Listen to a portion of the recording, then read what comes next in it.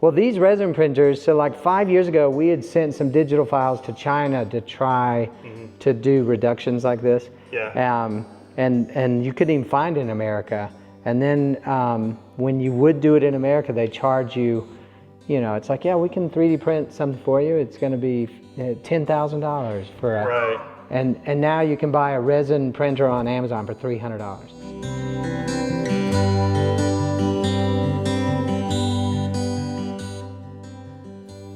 We're back in Cashers, North Carolina with our friends Wesley and Odyssey at Wofford Sculpting Studio, nestled in the mountains of western North Carolina. With beautiful granite mountaintops off in the distance as inspiration, Wesley and Odyssey have been working on a really special project in their studio. Today we're going to go on a tour and see the tools of the trade for a modern-day sculptor. From 3D printing to casting, what starts as a clay model goes through some high-tech steps to become a finished project. Thanks for joining us once again on Hometown Chronicles USA. But you can get a Jupiter, a Jupiter resin printer will print an object like this big, and I mean that Jupiter is only like $900. Yeah, this is so cool. And the detail you can get with resin versus ABS. It's so much higher quality. This ABS has its uses. I actually use it for like scale figures, like when we're having conversations about how tall is a sculpture. So that's what you could print, just those sorts of things. Yeah, so this is like what my printer is, but you can. This is what you Yeah, you won't see this on camera probably, but there's a lot of like little lines. in it. And like, see on the, I don't know, you won't be able to pick this up, but on the bottom of the hat, it has a hard time with arches. So as it starts moving away from the object, if you don't have supports, which will ruin the resolution on the face, it starts to get kind of lumpy. Whereas in this print, you can't. Again, you probably can't see it very well, but like this is an overhanging spot. That's there's no issues. And her hand. See how her hand, if you're printing this like this, her hand's coming down. So there's no support for it because it starts from the bottom with this technique. Here's but a with failed this technique, you can print, I guess in a medium or something that this was made in. So that's just a cross-section slice that it's UV light that hits in a pattern and cures that resin and stacks them on top. You basically put the material in a bucket almost.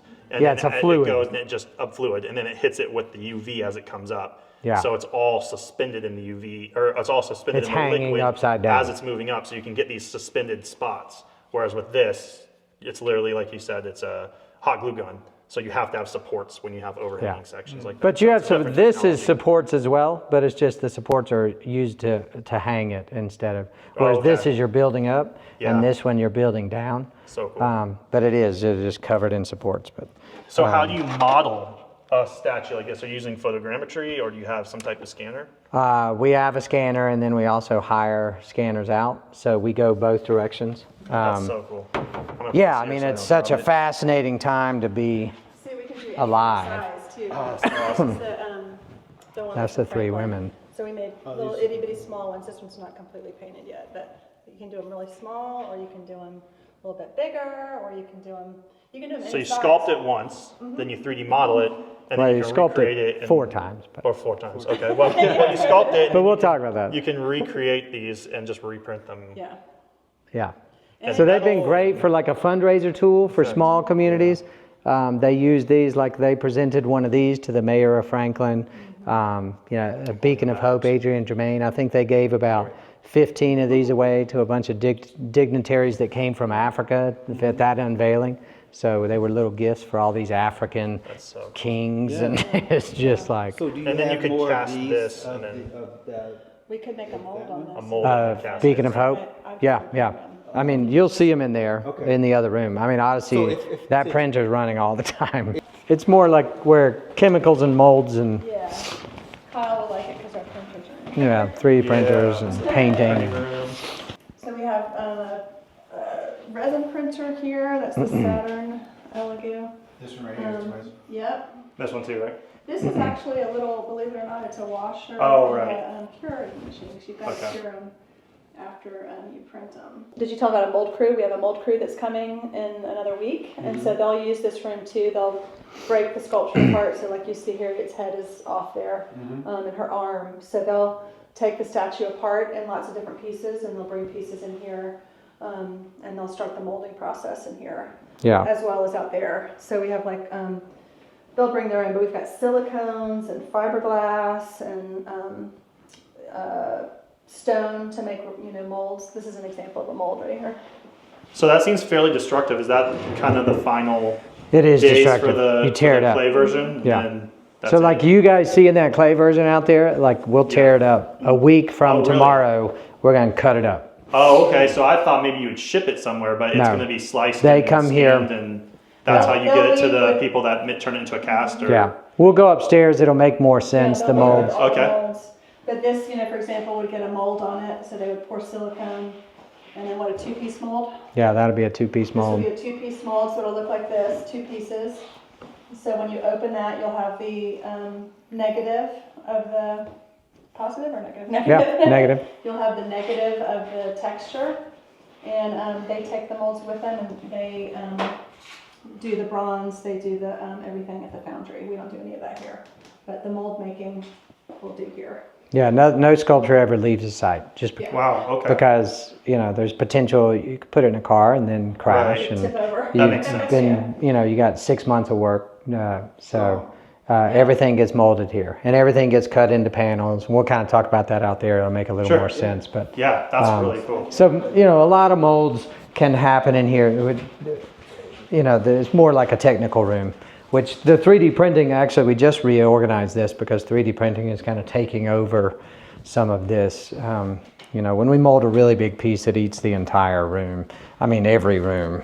But yeah, these two are, these molds start next week, which this is a variation of the Beacon of Hope. And we took the key out of her hand and made it a fist, and we turned her head up so she's more like that, just as an option if a venue wants that. Nice. Oh wow. Okay. So you can actually change what the final product is too. Yeah, By so just that, changing a glance or a which angle. so her original head, which I have it out there, you could see it, but her head is down. And then, let me just get it. That'll be easier to explain. Okay. So like if you look at this head versus that head, so this is the Beacon of Hope as it is now, where This is the Beacon of she is handing the key down to herself and then to the viewer. So this head goes on the same statue, but instead of her looking down, she's looking up more with like a fierce look of resistance or resilience. And so it kind of changes the conversation, just that element. What is that white head? So what is that head? What is that material? So this is just plastic. So it's a master cast out of the mold, and it's just a way to kind of preserve the sculpture. Okay, and so that angle is changed digitally and then printed essentially? So this is out of the mold. So we molded the full-size object, and then I just cast a plastic version of just her head. Okay. Mostly because I want all the faces in here because they kind of inform me and whisper to me. Sure. And same with this hand. So this hand is the key hand. That's, she's reaching down like this. Right. To her younger self. Yeah, and so essentially by changing the head and the hands, and if you take the key hand and you make it that fist, and then you turn her head up like this, then it changes the dialogue. Oh yeah.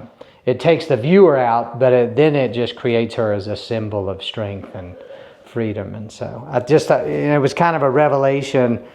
Wow, actually the original statue was more that, like her head was up, and then as we started having community conversations in Cambridge, it was like the revelation of that origin story.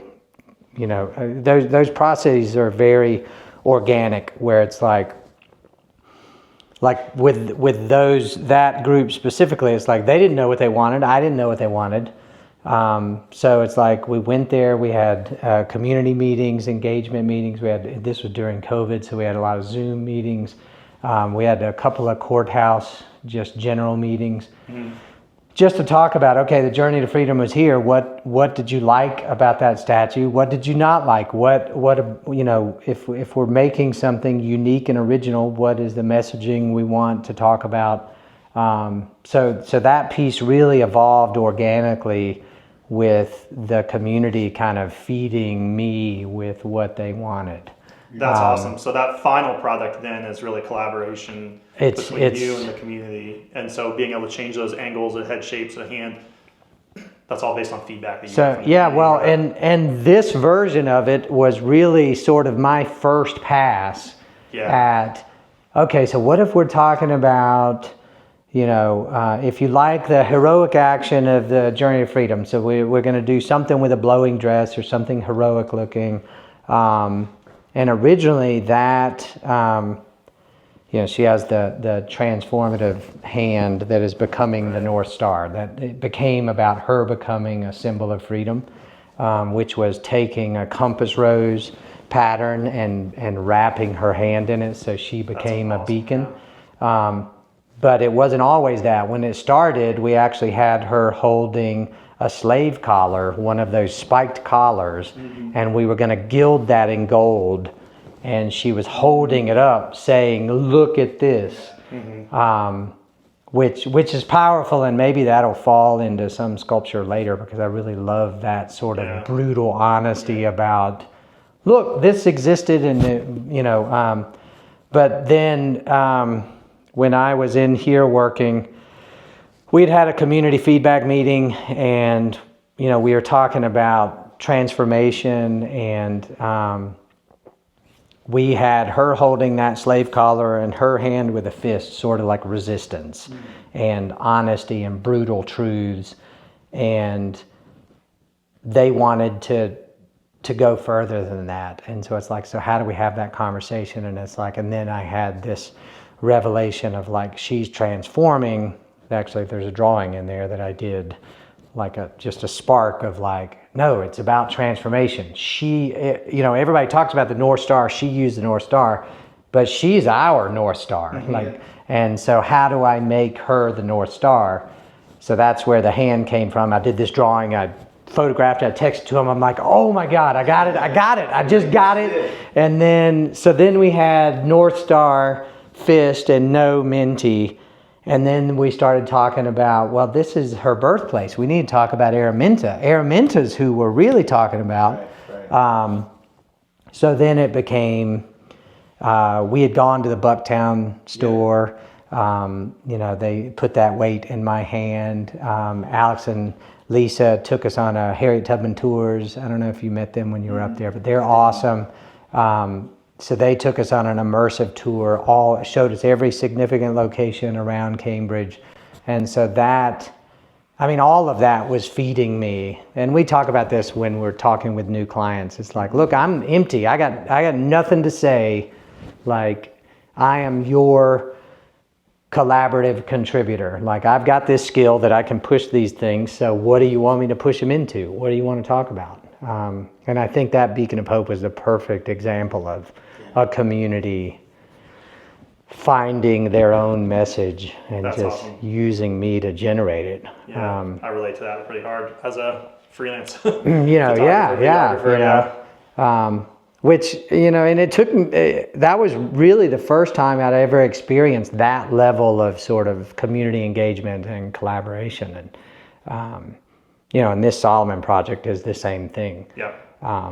Which it's a direct, like there's this line following these objects. So it's like the Journey to Freedom brought us to that. Yeah. And then when that was full size in here, so Beacon of Hope, this is actually Beacon of Hope's platform. So you can see the old contour. Yep. So there's Minty was over here. So I'd built this platform for the Beacon of Hope, and she was in here just like this at this stage. And a client had come over, and I'd met him. His name's Jim Theus, and I'd done a portrait of him, that up there, that pastor piece there. So he was like the pastor at a local church just in the summers. He lives in Louisiana. So he had preached up here for years. So when he was retiring, they said, we want to honor him. So I went to sermons and I met him and I did that portrait of him. So they were here and they just wanted to come over and see the sculpture. They knew the Beacon of Hope was here. So they got in here, and he and his wife, and they were just so moved by it. And just, we had a conversation about the importance of these symbols in the world. Like, what are we doing? You know, like we're in the aftermath of COVID and George Floyd and all of those things are happening. So how are we moving forward? And so I was talking about that Cambridge project. And they were really inspired by that conversation. And so like 2 weeks later, he calls and he's like, you know, I've been thinking about that since I left your studio. That's all I've been thinking about.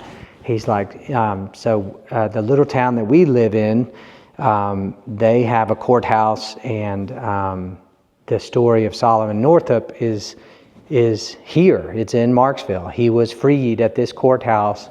He's like, so I think we need to make a Solomon Northup at this Marksville courthouse. And that concludes our tour of Wofford's Sculpting Studio. When we come back with our next installment, Wesley and Murph discuss the nuances of sculpting important historical figures to be made into monuments. Be sure you stick around as Murph has a once-in-a-lifetime opportunity to leave his own mark on history. As always, we are so grateful for everyone who follows us on our adventures. Be sure to check out our brand new podcast wherever you listen to podcasts. Just search for Hometown Chronicles USA.